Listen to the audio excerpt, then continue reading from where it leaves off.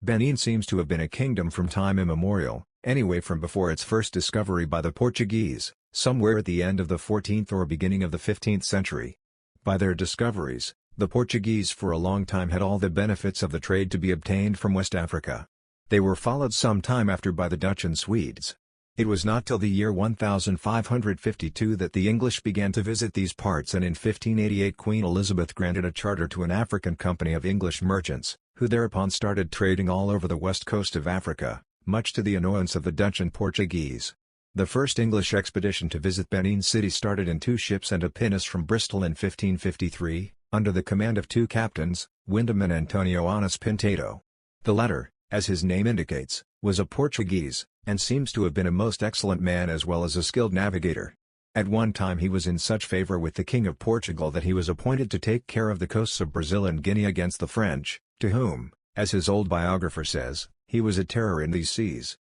This expedition never promised to be much of a success, as from the very first Captain Wyndham seems to have been a terror to the worthy Pintedo, and treated him infamously through the whole voyage, amongst other things, threatening to cut off the ears of this rascally Jew, as he called him, and nail them to the mast. They seem to have been about 6 months in arriving at the mouth of the Benin River, from whence they sent up the pinnace as near as they could get to Benin City. Here Captain Pintedo with an English gentleman called Nicholas Lambert and other merchants landed, and were conducted to the king's court, 10 leagues from the river. They seem to have had a most friendly reception from His Majesty, a black Moor or Negro, who spoke to them in Portuguese, which he had learnt when a child.